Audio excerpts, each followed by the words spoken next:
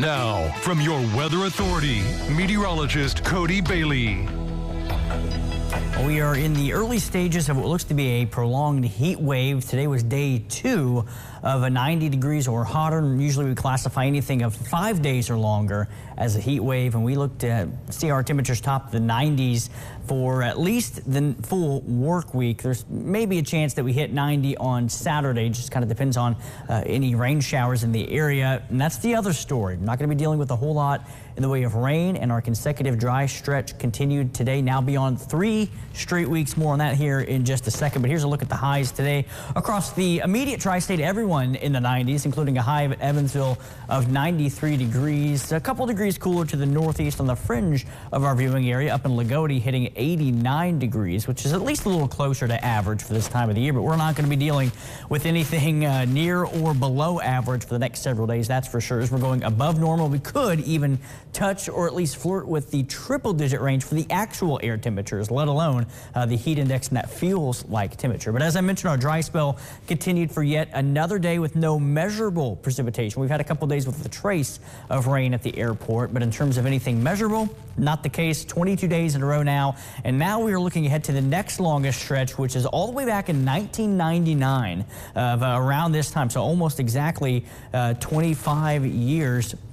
With that stretch of 24 consecutive days, and we'll likely match that. If we do, that would be on Monday. There's no rain chance tomorrow or Monday, so pretty much a guarantee that we will tie that mark, and then we'll have to go back even further. Looking back through the data this evening, looks like the late 1980s, the last time that we had anything longer than 24 days in a row. I believe that stretch was 28 days, and we'll get close to that. All depends, again, on those isolated pop-up storm chances that we have through the middle to second half of next week. But no rain outside, calm and cooling off at least comfortably this evening. That's our heads construction tower camera looking at the strip in Henderson. Out on the east side of Evansville along Highway 66 and the I-69, the Lode Expressway there, Diamond Valley Federal Credit Union tower camera. And it was a popular destination today, of course, to pump out the Ohio River there from our downtown Evansville tower camera. Right around lunchtime, it was a popular place to be.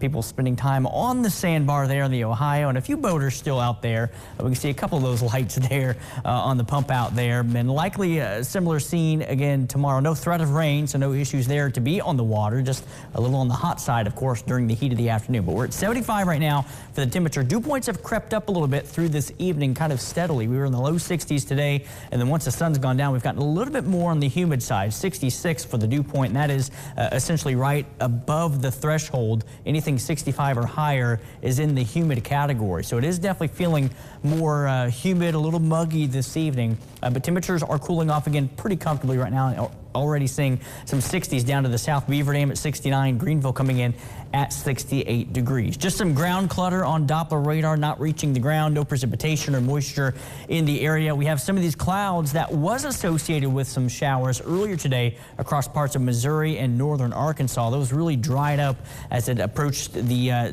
really diving to the southeast, and really most of the country is quiet. A large area of high pressure, which is really the source of this extensive heat wave. We're on the warm side of that right now. That's pumping in those southerly winds, and that's going to really heat those temperatures up, continuing through the 90s. And as I mentioned, by Tuesday, Wednesday, would not be surprised to see maybe a couple locations in the tri-state hit the triple-digit range for our high temperatures for the first half of the week. But again, future tracker is going to stay quiet, and as I mentioned, even with those rain chances that we have beginning on Wednesday, it's about a 20 to 25% chance, so definitely not a guaranteed rain at that, and our streak could continue with that dry spell through the second half of next week as well. But we'll fall through the 60s this evening.